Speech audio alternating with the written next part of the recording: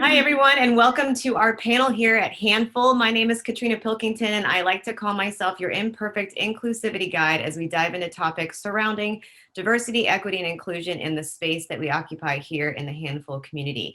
I know that many of us have had a year. 2020 has been a year from so many different angles, and our goal is to not stress anyone out, to discuss important topics, but to bring them to light in a hope that we can all embrace authenticity and transparency. And one of those topics that we need to address is racial equity. With racial injustices and inequities happening all around us, coming more so to the forefront in 2020, the evolution of technology and the realization that reconciliation is long overdue has really rocked our world in what I hope is a good way. And our hope is that the oppression that we see all around us happening to all sorts of humans is not something that just gets put to the wayside just because an election is done or just because you don't see it in your face. Our goal is to help enlighten you with some stories and some history of some of us in this industry to explain that this is a real thing that we all want to see that goes away, but also it's going to take all of us working together as a handful community. So I'm going to allow my wonderful panelists to introduce themselves with their name, possibly your handle on Instagram, and just share maybe like a 2-minute bio of who you are and what you're about, and possibly what does racial equity mean to you in the space that we're in. And I'll start with Libra. Hi, everyone. Thank you guys for having me. I am definitely a fan. My name is Libra, last name Ford. My handle on IG is b.tall because I'm tall, and it's all about being to thrive is what I aim for, and also to affect myself and others, laugh a whole lot, and of course, love. So for me, racial equity means exposure, and exposure often can be scary for people, but exposure also means that we know what we need to do. So as messy as it may seem, there's a lot of messages in these messes that we're looking at. And so I use it as an opportunity for us to find some solutions.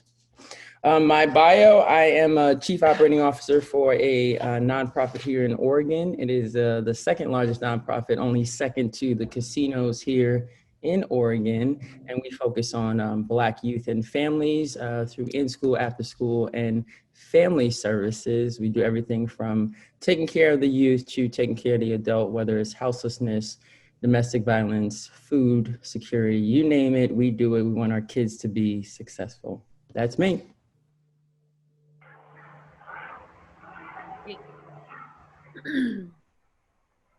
I always do that. I just mute myself and forget that I'm talking to myself. I'm going to go in order of who I see on my Zoom screen, which may be different from who you see on your screen. And I do see Andia. Did I say that correctly? I don't want to. It's not the Canadian A, it's Andia. Andia. Yeah. Love it. Even better. My name is Andia Winslow. I am a Pacific Northwest product, not Oregon where Handful's based, but Seattle, Washington raised me.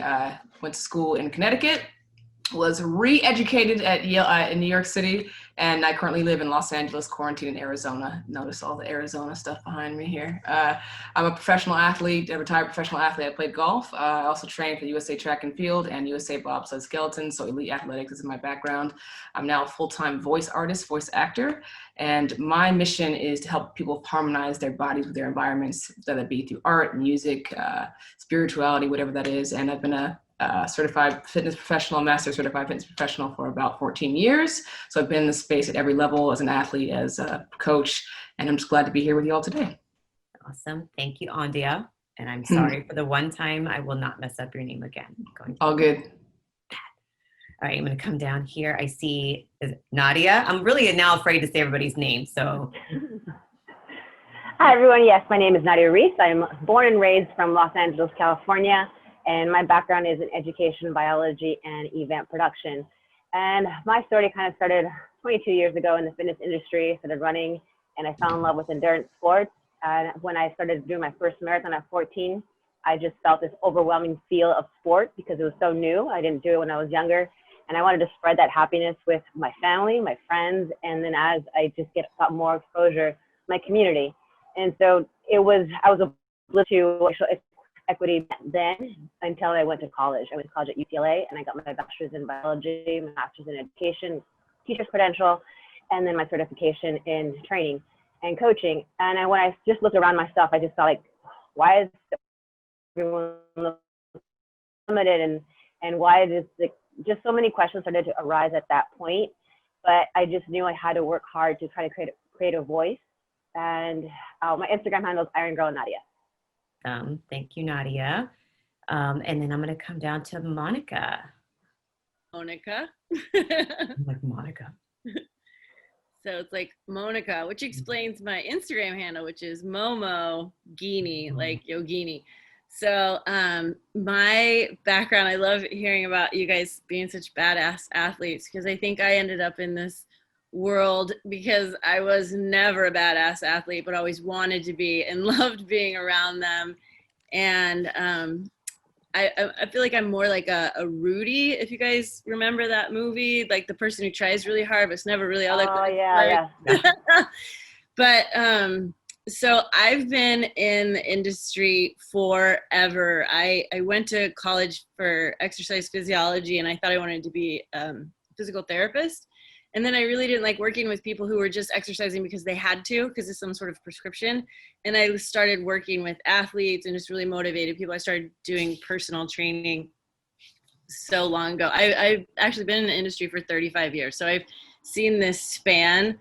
I've taught everything from step aerobics to spinning to body pump and beyond. So I've been teaching pretty much exclusively yoga for like 20 years now. And part of my mission is just, I love to see people be in awe of themselves. I love to see people do something they didn't think they could do before. And the process of using sports and physicality as a portal for self-study, because it's something that's easier for us to talk about, you know, like, hey, I'm trying to run 10 seconds faster or be able to touch my toes, but, you know, maybe a little easier than, hey, I'm trying to be more open with my heart and in my relationships. But I think that's kind of where getting in touch with our physical bodies is this great gateway to all of that. So that's what I'm for, is body, mind, spirit integration is where I'm coming from with my teachings these days. And I'm really happy to be here. Thank you. Okay, so it's Monica. I'm really going to mess. Sydney, don't let me jack up your name, okay? You have to unmute yourself and then we'll. You nailed it, girl. Sydney.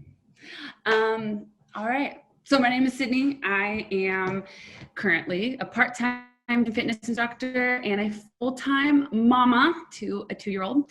And I live here in Portland. I was actually born and raised here.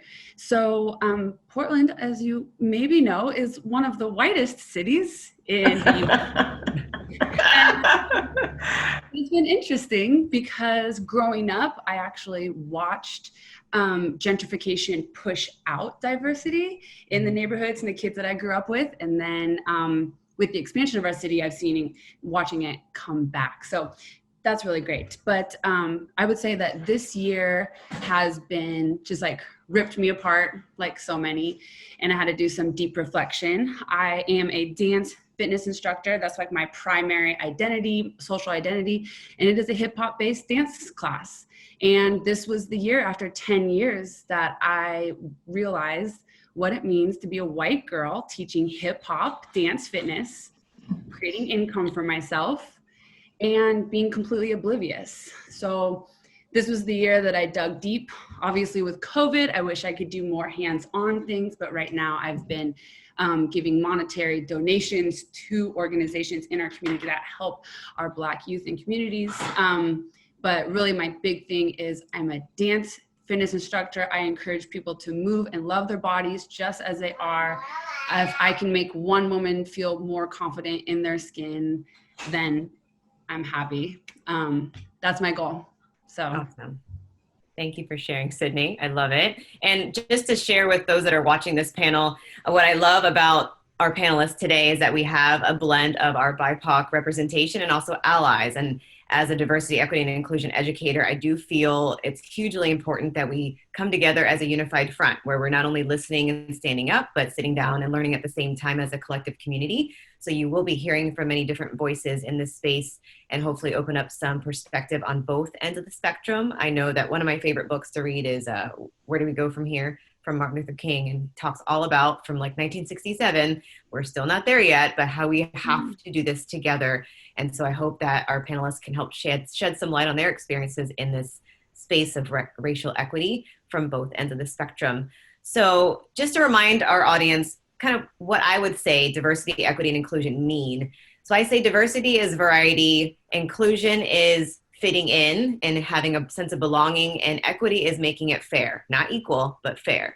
A lot of what we see in our health and fitness industry is not fair. And a lot of it has to do with folks learning about Black folks' experiences and understanding why it's inequitable. So I want to ask, I'll ask Libra because I know that she has to split soon. What are some things, I know especially in your experience and what you do for a living, that you view as some inequities that you see in the communities for BIPOC individuals in the space of health and fitness? Well, I didn't say it earlier, but I am a spinning instructor, and I find it very difficult. Most classes that I instruct, I'm the only person of color in the room, and that's a challenge for me. There's a lot of inequities in our health systems in our nation. Most systems are inequitable in the United States. They were not built to have any of the threes that you just said: diversity, equity, or inclusion. And so with that being said, any system that I find myself a part of, I find myself not feeling as if it was made for me. Now, my character is different, where I find myself automatically wanting to find a solution and be the voice for the voiceless. But in the fitness industry, because healthcare has been such a wide range of non-supports for people in the BIPOC community, it's very difficult to show up in those spaces and be the only and the leader. So I often try to reach out to the BIPOC community and invite them. And I've had lots of discussions with our owners at the spinning location that I work at about opening the doors and changing the prices, allowing them the space to come in and feel comfortable. But it's a challenge. It's hard to see it when you know the benefits of it, but you know that the systems make it very difficult for people to access what they need. Mm-hmm. No, I love that. And I love what you do for the community, because I feel I have a huge passion for working with youth myself. And I feel, as a kid who grew up in a neighborhood with nothing healthy and no access, that if I could make it, anybody can, but we do need to make sure that our youth and our families have that ability to have equity when it doesn't exist. So thank you for sharing. Andia, I'm going to get it right this time. You got it. Do you want to share some of your experience? I know that you're the opposite of me. I never even touched a ball, had a jersey, none of it. So I admire you being such an athletic, amazing human. What about some experiences you've had in the realm of like racial equity in sports and athletics? Well, to start, I mean, I played a professional sport that was built on whiteness and exclusion. Golf was built around country clubs.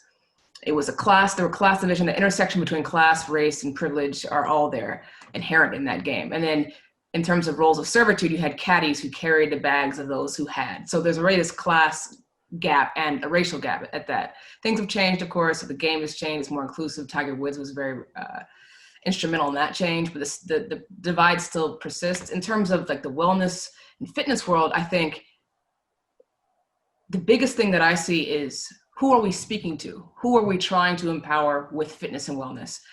Most often, especially in big cities, it's not folks of color, it's not folks in the inner city, it's not folks who do not have. It's folks who have the capital, have the time, have the resources to attend a $40 one-time class, who can afford, membership fees at a gym for $250 a month, who can spend the time to do a subscription-based service. So who are we talking to? Who's our audience? Who gets a chance to be part of fitness and wellness? Who deserves fitness and wellness? In my work, I've always tried to make sure that folks of all economic backgrounds can take part in fitness and wellness and realize that they deserve to be well as well. It's not just for this elite group of people on the coasts or folks who have, or the sexy people or folks who are starlets on social media. It really is for everyone. It's a gift to yourself and to your community and to generations within a household. So getting folks to realize that they deserve to be well, and then showing them ways, avenues to get to that place. I love that, Andia, you and Libra both commented on, I read this book called, I can it's spacing away from me, but it's all about being the first only different, right? And it's really hard. I'm like this right now in the current lives with professionally, and I feel like I'm the only one, and it feels really lonely, but our youth and our future and our kids deserve to see that representation, because then they see that it's possible. And I absolutely love that you play golf. I'm a terrible golfer, but it inspires me to try something different, because now it does make a difference. Like seeing you play golf, I'm like, holy cow, I could do it, even though I cheat and throw the ball. Well, the thing about golf that's really important, I mean, besides the game itself, first of all, there's also this gender gap. Women who are not good think, oh, I'm not good, I'm not going to play. But men don't care. They just go and do it. Golf is the language of business. In California, Southern California, it might be like surfing, that might be or cycling, but golf is a language of business. You're spending 4.5 to 5 hours with people. You have their undivided attention. You learn a lot about their behavior. Do they cheat? Do they lie? Do they get disgruntled when things don't go their way? How are they in business? And so if you are not part of that conversation, you're not part of the conversation. You're not building relationships that make you the first, top of mind when they're looking for jobs, job opportunities or partnerships or collaboration. So if you're not in the room, you're not in the room. So how do we get more folks to realize, one, they deserve to be in the room, and two, here are some tools you can get to help empower you to be in the room comfortably. So you feel like you belong, that you can take part in things that are grand and wonderful later on. Right. That's such a good point. I always explain that belonging is the word that should replace inclusion, because belonging is a sense of feeling safe, feeling welcome, feeling whole. And I feel like a lot of us that are in the BIPOC community don't feel that way, but it's just kind of forcing yourself to stop thinking of all those things that have held you back. Much like yourself, right, Nadia? So you said a lot about your experience in college. Can you maybe talk to us more about your experience of feeling like perhaps you weren't included and feeling excluded? Yeah, definitely. I have come across it multiple times in different periods of my life. So I come from an immigrant family. Both of my parents came to this country just a few months before my birth from Ecuador. So we were very, very poor when we started. In my early years, we used to share one room and one mattress with my parents, my sister, my older sister, and myself. And it wasn't until I could remember my farthest back memories was my parents both kept telling me through practice and through words, saying the way out is investing yourself as much as you can, and that is through your education, and that is through your skill building, and that is through continuously working on your motivation. And so I saw that in them all the time. And around me, of course, I live in inner city, and it was a poor community, but then I just okay, just work hard, keep grinding, and then I'm going to go ahead and accomplish what I can and try to achieve as much as I can. So I didn't get into sports until high school once I discovered the marathon, but it was right when I tried to apply to all the colleges I can that would accept me, and they all accepted me. I achieved as much as I could. But when I really arrived on campus, that was like the rude awakening. The first time I moved away from home when I was 17, when I started going to South Campus at UCLA, going into the big auditoriums, I was extremely excited, nervous, scared. And then you're trying to look for your community, who's going to help you out, who can help you, your professors, your mentors, graduate students, or your peers and your classmates. And, I look into these auditoriums that had anywhere between 200 to 500 students. And it's just, very limited women, very limited people of color, very limited African-Americans and Latinos. And I just was like, okay, this is what it's like. Okay. Because my high school wasn't like that. It was, I felt I blended in, and I felt it was pretty diverse. And I didn't understand yet how different it is out there. And it challenged me. I sometimes felt deflated, but it also empowered me. Saying that, you know what, if I've done it this far and gotten this far, maybe I can keep pushing harder, and I'm going to make it further and show that if I can do it from the impoverished ways that I started out, that somebody else can as well. And that was my biggest motivation, to keep working hard, to keep studying and achieving as much as I can through my science classes and in publishing and getting into all the programs. And every time I kept achieving more and more, the more and more I saw how it was limited to people of color. And I think that became then my empowerment. My just like, I got to keep working harder. I got to help bring this representation into the women and Latinas and people of color. It needs to happen. So once I finished grad school, I think because my master's was in education, it was much more diverse and everybody was passionate in creating a voice and creating and helping our youth. So then I felt in place. I was like, wow, there's people out there like me who are just as passionate, who want to make an impact within themselves, within their families, within their communities, and starting through education. And so I chose the whole goal of this program at the UCLA, it's called Teachers Education Program, TEP, was to serve youth, qualified educators to the areas that need it most, because of course we can go to more affluent areas, we can go to charter schools and private schools, but we were coming from a place that we can identify with our students, and we wanted our students to identify with us and show them that empower yourself and learn more that you can. And so through teaching in inner city, my high school that I taught at had over 3,000 students, and 92% of them were Latin American. The rest was African American and 0.05% other. And that was actually a shift because it was in South LA.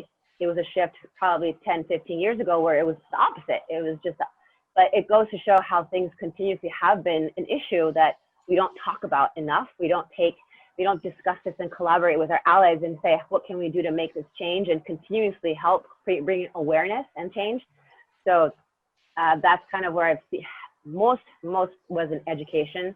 And then when I started sport, after I graduated, I went into marathoning and Ironmans and adventure stage course races. And I thought then, like, cycling is known as a rich man's sport. So is triathlon, so very, very expensive sport. So it wasn't until, again, I started competing and seeing like, wow, there isn't people of color in this sport. Like, why?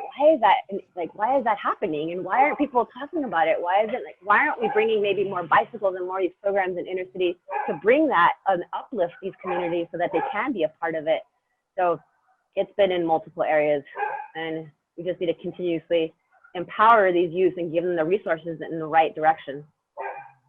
It's funny because I'm listening to all of you amazing humans. I'm always like, women are just going to save this world. Like we are the most tenacious, like, you can't hold me back. I'm going to do everything. Oh, what? I can't do that. I'm going to do that type of humans. And I just would love to see, like, my daughter's 4. And I hope that she embraces that same mentality of, it doesn't matter who tells you no, you're just going to do it because you know you can. And I feel like all of us humans here are those types that are going to continue to inspire the kids to do just that. So thank you all for sharing. And I'm going to move over to our allies now. Not move over, like we're not segregated, we're together. But just everybody gets along. I'm like, don't say anything wrong. So I talk a lot about allyship, and some people are like, what does that even mean? And I just basically explain that it means like that you are somebody who is not of a marginalized group, but you are now going to include that marginalized out group as part of your in group to empathize, understand, and stand up for what's not right. And I like to also say that allyship is very much a verb. It's not a noun. It's what you do. It's what you do, not what you say you are. So for Monica and for Sydney, how do you feel being an ally has taken shape for you during this time? Now, listening to the stories of our other panelists and kind of thinking about the things you've learned in 2020, what does being an ally mean for you? I can go. So for me, I think a big part of this has just been the realization that I had white privilege. You know, it's just like, oh shit. I thought that having worked in fitness centers and stuff my whole life, I just thought, you know, the segregation was, like we've all said, it's expensive. You know, I thought it's unfortunate that only people who have money could do it, but I didn't really take it past that. I'm in a really unique situation because I work in Oakland, and I'm almost always the only white person in my classes. The last teacher training I did, there was one other white girl in the class, and so I feel like I get to see so much diversity, and I didn't know, I don't know before if it's because I just lived and was surrounded and everyone was white where I lived and everyone was white at the gym, and it didn't dawn on me that people were being excluded. It's been this big eye opening. So I've had revelation after revelation, and I'm not, it gets to the, I don't want to deny that I have white privilege, and I had no idea. And that is kind of sickening to think that just because I show up white skinned, that I have a different experience in the world. And I think, so I just want to share like an example that happened to me recently, because like I said, I spend most of my time in Oakland being, having that experience of being a minority and feeling like things are just diverse because I live in a place that's diverse. And so during there was some rioting in Oakland, right? And I was driving to work and I got rerouted by the cops. All these streets were blocked off and stuff. And I had this moment of like, what is happening? Am I about to get shoved into the middle of a riot? Like it was a little scary in some parts. I didn't know what was going on. I hadn't watched the news. I just saw all these cops and all this, roads closed, and it just had this real helicopters, and it just felt really panicky. And that was shortly after the George Floyd, and it was and I was like, I just had this moment of, oh my gosh, here's my privilege right here. If I get pulled over, I feel pretty secure that a cop is going to reroute me, tell me which way to go, and help me. And I have never had the fear that something extreme was going to happen if I got pulled over by a cop, like that I was going to be treated unfairly or judged, and that was probably one of my biggest wake up calls. And then I realized, like, I want to know more about how to be a part of that. I want to learn more about reorganizing, the police. And it really was just this, it's like, how can I help with my voice and be a person who stands up for the rights of others? And it's just, I was born with white skin. I didn't earn this. It just happened. And how can we make it more fair that people who live in inner cities that have lower tax rates and have less money that goes to their schools, how is that fair? Who thought this was a good idea? How is the public school system so inadequate in these other areas? So, I mean, beyond the fitness, and just in the communities, how can I be a voice? How can I make a difference? So, I mean, I say all that just to say I'm still learning, and I'm getting over the embarrassment of, because that doesn't serve anyone. But like, yeah, how can I use this privilege to make a difference? And I want to know more of what to do. Just, I teach in a diverse community, but what is that doing? Is that enough? Like, what's the next step? How can I do more? I appreciate your openness and sharing. And I feel like on both ends of the spectrum, just being authentic and human and transparent is the key. I used to say, let's all work on being good humans, but now it's about being an authentic human. And I appreciate you sharing that. Thank you. What about for you, Sydney? Yes. So like I said, I grew up in Portland, very white. However, I had the unique experience of growing up in a multicultural family. My stepdad is from Iran, and so my sister is Persian. And so I grew up with, my family being blended. And so that was like, I've always kind of had that, a little bit of that awareness. I'm just explaining a couple stories here before I dig in. I also lived in St. Croix for a little bit. So St. Croix is in the US Virgin Islands, and it is primarily a Black island. And I got to feel what it's like to be Black in Portland. I'm like, oh, I'm the only white person in the grocery store right now. I am the only white person in the gym right now. And, it was so good for me. I was in my early 20s, and it made me start to reflect. Not that it ripped me open as much as 2020 did, but it definitely started to get my head in that space. And I think it's interesting, as a white woman, I really have always really admired Black people, culture, music, that I've always just been so drawn to it. So I've always elevated that, like, oh my gosh, if a Black girl says I'm a good dancer, I'm like, oh, that's like the highest compliment, right? And so when I started to realize like my white privilege and how it might be hurting this community, it was absolutely devastating. So what do we do? Like I said, I am right now, because of COVID, I'm giving donations as a part of my income as a dance instructor is going to these programs. It's called the Urban League of Portland, but Libra, I should probably be donating to your organization. But what I really want is to focus on the youth, because, you know, being a mother, you realize you just have a little sponge, right? Like my 2-year-old, he's just a little sponge, and the student exposing him and making, or just our kids in general, exposing them to all of these things, making them aware and giving them opportunities, the better. When I was in St. Croix, one of the things that I did was volunteer at the Boys and Girls Club. So again, this is almost all Black children, and I would teach Zumba classes. And let me tell you, like, I just want to like cry thinking about it, like walking up to there and then all these kids running to the door, like, the Zumba lady's here, the Zumba lady's here. I want more of that. Like, I want to volunteer my time with the youth with dance, because that's my special thing. I'm not going to try to be something I'm not. I'm a dance instructor. I'm a teacher. I love kids. I connect with kids. So I think my allyship will be connecting with the youth.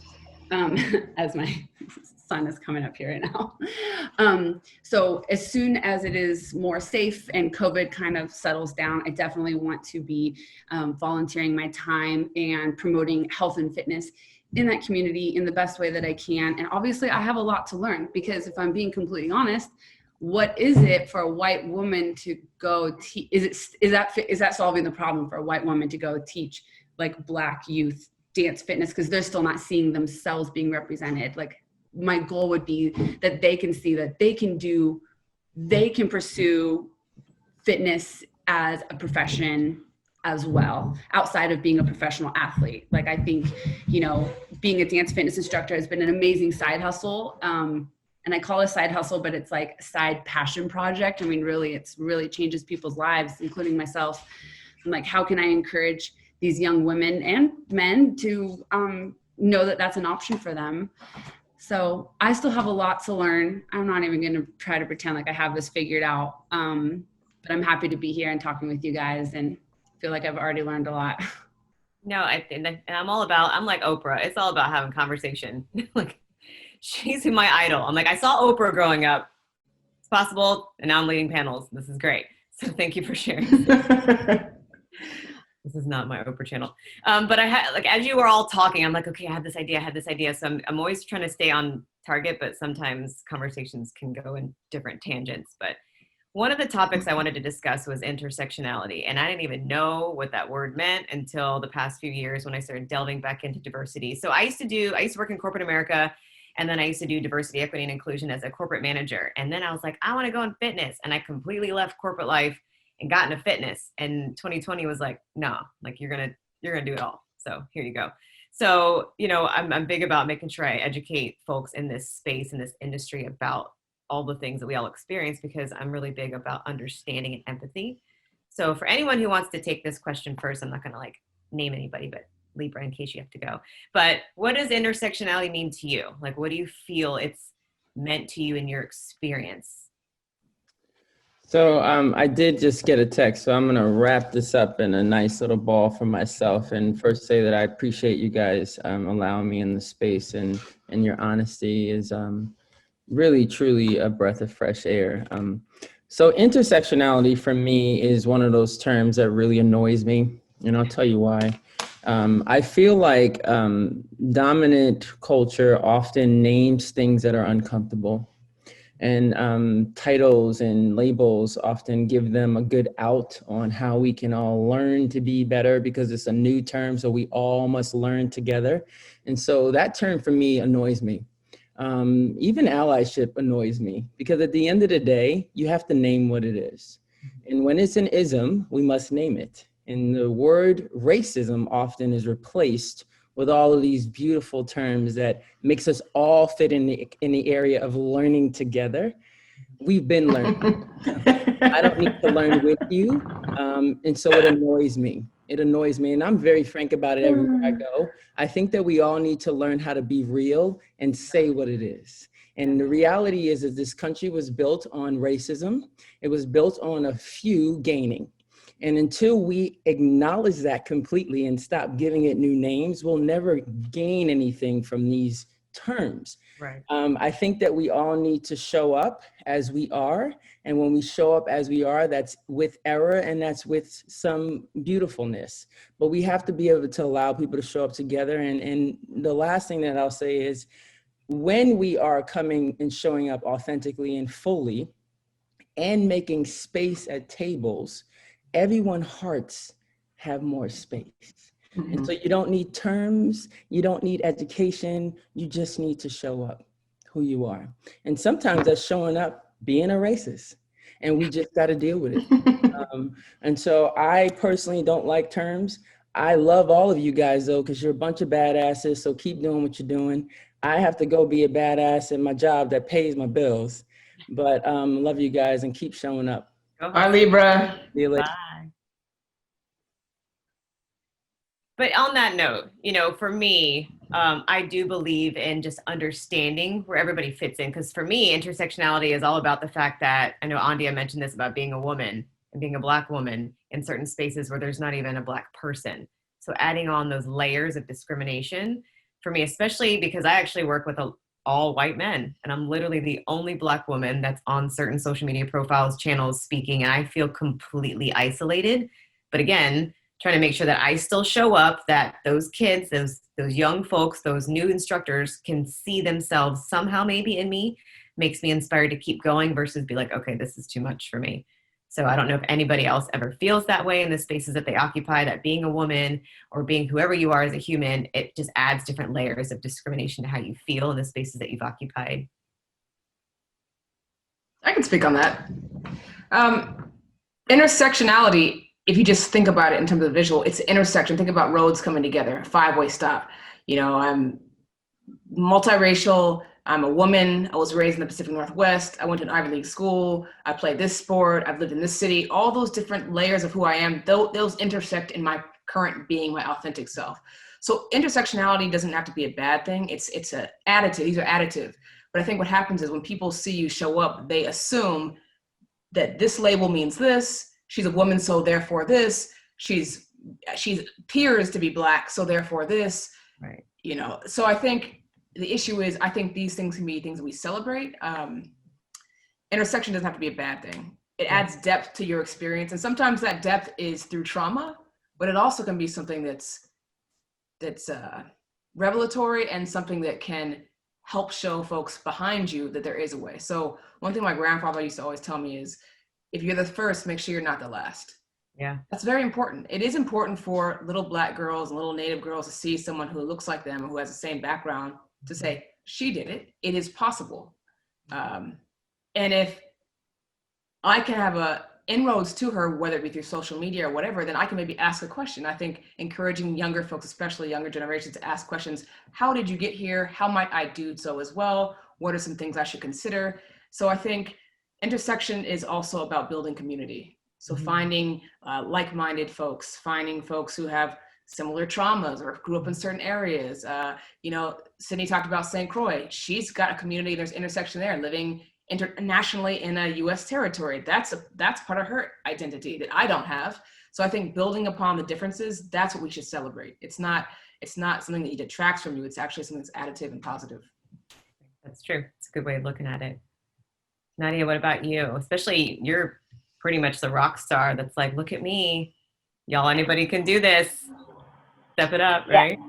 Yes, that was my number one motivator, is that if I can do it, you can do it. And just showing that I am a regular person. I am from an immigrant family. I am a female. I am a Latina. I have to, sometimes I feel like I have to work harder than other people. And I did feel that even when I was in elementary school, middle school, high school, especially high school, once you're trying to get into the college and be as competitive as possible and create that resume, I sometimes felt I had to work harder than others when it was for studying for AP exams or for anything that it was. And even when it was just getting into sports, because I felt like I got into sports late. I wasn't enrolled in youth community sports, and my sister and my brother were, and they did great. My brother was a phenomenal soccer player. He started when he was 4. My sister had a bunch of like diverse team sport skills. I just felt like I had 2 left feet, that I just kind of sucked. I was like, well, maybe I'm meant just to use my brain and not my body. And so I kind of program myself in that way. So being in high school and just trying to empower myself and say, just because it's just me, or maybe because I have to work harder, it is okay. And let that be my empowerment, because literally that was just the language, the body language that my parents always showed me and demonstrated was empowerment. Empower yourself, because the more you empower yourself, the more you're able to help others empower themselves. Because I think a lot of times where I found, once I finally started teaching, I felt like I wanted to help every single student that walked through my door. I wanted to do as much as I learned early on, that if I keep doing that I was going to be completely drained, and I need to focus and target and help and understand, and basically don't approach students how people normally approach students in inner city or at risk.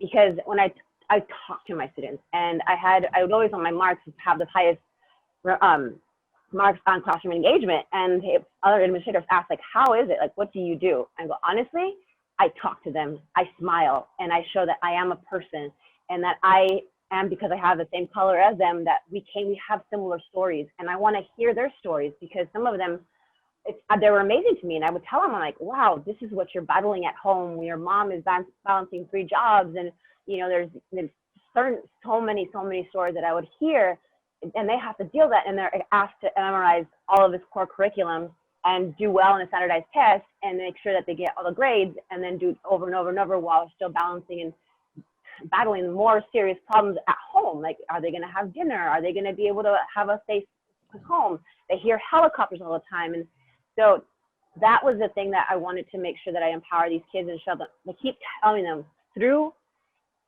basically happiness. And that's always been my communicator, is positivity and happiness, because I have found through my practice in education and in the sport, in endurance sports, is that if you try to drill somebody in the negative way, if you're too angry, then most people aren't just not going to listen. You can't convince people, like, change their religion, change their politics, but you can inspire them. And the one thing I always learned within my classroom was you also can't teach motivation. And so how can you renew motivation, or how can you give a person motivation, is by inspiring them. And you inspire them through your personal practice. And so you want to be an example and show that, really show, like, hey, these are the stories that I'm doing. This is how hard it was for me. Here are my triumphs. Here are my setbacks. Here are my failures. And understanding that we all are beautiful in what we are. We all have something to contribute to this planet. We all have something that we can share and learn from others. And I think as long as we can empower people with that message, it can just keep making them have that momentum, keep going, and talking about it, taking action for themselves and for their community. Yeah, especially right now. I know kids are very resilient, but they are going through some stuff this year. And, especially with everything going on in the world right now, I know I have a 4-year-old, but one of the topics I wanted to bring up was even talking about race. So I do talk to my 4-year-old about race. I am also multiracial. I come from a Black and Chinese background, and I want her to know who she is, whose she is, and what matters and what doesn't. So I know that kids are just going through so much right now, including that. Do all of you feel that that's very different from the way that you grew up too? I know for me it is. I was taught to be, I was the only, and everywhere I went, but yet everybody else was taught to be colorblind, and I'm over here like, hey, I'm still me. I know you see me, like, we can't hide. So how do you feel that difference is, us talking about race now, not just with individuals and humans and adults, but kids too, versus 80s, 90s? I won't age myself. Well, I think the number one, I'm sorry, I just wanted to add really quick. I think the number one thing that's different from this year is that more people are listening. And because more people are talking about it and more people are listening, it's resonating more, because these aren't new issues. These aren't issues from the last 5, 10 years, 20 years, 30 years. I mean, like 60s and beyond that, like from our history of our nation. And so fortunately now more people are willing to listen, and some people are forced to listen, and it's good. It's like you need to hear it, and you need to hear it from multiple sources. You need to hear it from multiple ways, from people who are angry, people who are passionate, people who are positive, people who are happy, people like all from different levels, and listening and hearing all these multiple messages. And I think that's the number one difference probably with 2020. We're all now hyper aware, very, very, very hyper aware of what's happening, all the struggles that's happening out there. I think I've found that this is the first time some of my acquaintances have ever faced discomfort. And I find that appalling, because you're 20s, 30s, 40s, 50s, and 60s, and you're just now being uncomfortable. Like, and then they find that, yeah, I'm like, wow, okay, this is a 24/7 situation for me. But I think one of the biggest issues is having folks realize that discomfort is not a personal attack. It's not a personal attack. When you go into the gym, discomfort is where you break through your sticking point and have growth, right? Oh yeah, of course, I've got to get those reps and blow past this. But then why can't you do that when you talk about race and access and equity? It's not a personal attack. It's not a personal affront. So yes, it's personal responsibility. People have to be uncomfortable in order to grow in interstitial moments in the grocery store or dealing with people on a face-to-face basis. But also I think the hyper-awareness is a good point, but education in schools. I know folks who were raised in Tulsa, Oklahoma, who are in their 50s who did not know about the Tulsa riots, race riots, because the victors write history. Of course, the folks who were the perpetrators of abuse are not going to write that in the history books, because why would they? No. Y'all burned down an entire successful town because whiteness, and then did not include that history in any of the teachings for the population in Tulsa or at large. So we got to re-examine AP curriculum. We got to re-examine all curriculum. I've got friends who grew up in South Carolina who in the 1990s and 2000s still have the word Negro and mulatto in their textbooks. Why is that? Because the victors write history. So it's not a rewriting of history, it's an inclusion of actual line of events that happen in this country and beyond. And I think if we start there, education as curriculum proper, and then education as being uncomfortable as citizens in the world and as community members, that's where it starts. Again, this is not an attack on you. This is a way for you to be able to see what others have seen and are going to continue seeing in your community. So it's not something to be afraid of or to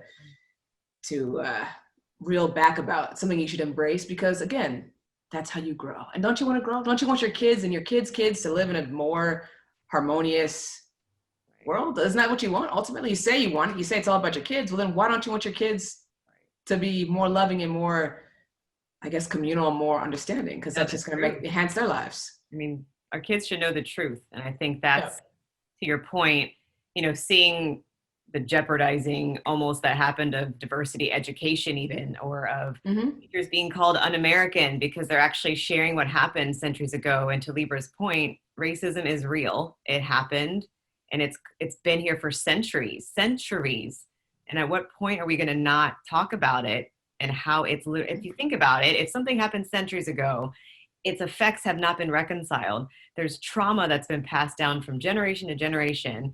And if we just continue to ignore this elephant in the room, what are we doing then? That's kind of where I've been faced this year, where I'm like, okay, I was a fitness instructor. Now I'm more so like a educator, and I'm okay with that change, because that's where I need to be. That's where my daughter needs me to be. The thing about it is too, just real quickly, it's an issue of shame. You're ashamed that this is part of your lineage. But guess what? Look how you rose above that. Look how you changed the genetic course of your family line by not being a egomaniacal, crazy, power hungry. Look what you did. You did that. Let's celebrate that. Right. The shame is that you have to address it. You have to address it. Otherwise it festers. Right. And that's why we have the divide right now in politics. I mean, it shouldn't be this way, clearly. And like Monica and Sydney talks about using your privilege. I mean, because I have privilege. I'm a light-skinned Black woman, but how do you two feel as far as understanding your privilege and getting past that shame to feel comfortable enough to get uncomfortable and progress forward? I know you said you're still works in progress, which we all are, but how do you feel that's transformed you as a human? Well, I say that I feel like we have a unique opportunity, because like you were saying, since we are in fitness, and like Andia was saying, it's like we teach people to get comfortable being uncomfortable. And we can use it in a physical realm, because whether it's like, I'm terrified to step on a golf course, or I don't want to take a dance class because I don't have any rhythm, or whatever it is, we teach people to step through those barriers. And I think that teaching them that on a physical, for some people, that's like an easier first pill to swallow. And then it's like, okay, now how can you take this out into the other 23 hours when you're not at the gym or whatever, and get more comfortable being uncomfortable? So, you know, to keep bringing that home and to lead by example. You know, we do, a lot of us are in the front of the room or have a platform, and to come out and say the things. I mean, like I admitted to my class just the other day that I was, I got written up a while ago in an old job because I walked into the room and I was like, hey guys, how's everybody doing? And they're like, people were offended by addressing the whole room as male and using the term guys. And I was like, oh my gosh, I'm from the Midwest. That's just how I talk. I had no clue, and thank you for educating me, and I will do better next time. Good. And I haven't gotten it completely out of my language. It's completely subconscious, but it's just those little things of I'm opening myself up to like be called out and to ask questions. And sometimes people, when they're like, I'm tired of trying to teach you how to treat me, just fucking figure it out. Oops, sorry. And this is recorded. Well done. Anyway, so there's another one in my language to clear up, but Language I is do. perfect. It's just, it's important to be vulnerable and do it wrong and screw up and do it again. You know, it's just with all of us, with our fitness, whether it's, I don't know, running a marathon. You know, you didn't just come out of that doing that. You know, it takes practice, and maybe sometimes you're going to be sore, and sometimes you're going to swear you're never doing it again. I've definitely made lots of mistakes and said some things that stepped on toes, and all I can do is just keep trying to do better and not go numb to it and just write it off. So I think that's where I'm at, is using my audience and leading by example as much as I can. Awesome. And we appreciate that. What about you, Sydney? Samesies? Samesies. I will say I was like reflecting on when I first kind of had the deep reflection of being a white woman, profiting off of Black music and culture, you know, as part of my profession. And I made an Instagram post about it. And I was like, hey, this is what I've been doing for 10 years, completely oblivious. And it was so hard to post. I was so scared, but it probably got the most response from all sides. And it was a really scary Band-Aid to rip off, but I was so glad that I did. I think I do need to continue that work more in the fitness space. To Libra's point earlier, the pricing of the boutique fitness is where where I reside, is really challenging. I don't own the studio. I don't make the prices. I don't make those rules, but I think that is a prohibitor. But, you know, offering classes available on YouTube, free access, different things like that, just being more inclusive without money being a barrier. But actually where my mind kept going was, as a mother of a child, and like the content that they are consuming. It's interesting to reflect on, you know, being a kid of the 80s and 90s, and all the cartoons and things that I would watch. And it's like, just all white, everything. White or rainbow, that's it. Way more sensitive to it now. I like see shows on Netflix. I'm like, is there a way to like just block? I'm sure there is, but like, is there just like a way to block this show that's my son never sees it because it's only white people? That's just so ridiculous, especially when it's a cartoon. I'm like, we can color these people a lot of different shades now. And that awareness is great that you have, because there are options. I mean, I will hunt them out for my daughter. Yes. And I definitely started to navigate that as, you know, and like, what are the toys that he's playing with? And I grew up with only white baby dolls and only white cartoons, and never gave any thought to it because they looked like me. And so that's my responsibility as a mother, to make sure that he's exposed to everything. It's highly important that representation is there. And I was going to touch on this topic as well, as far as representation versus, tokenization versus integration. For myself, as we look at at the clock. I'm like, oh, it's almost 4. For my hope as we get past 2020, because I'm very picky about who I work with. I know that I'm grateful for this handful family because Jen and I work very closely together on all these initiatives that we're putting forth. So there's space at the table, right? But I'm sure that Andia feels this way, Nadia feels this way. There's been many situations where I'm like, okay, is this performative?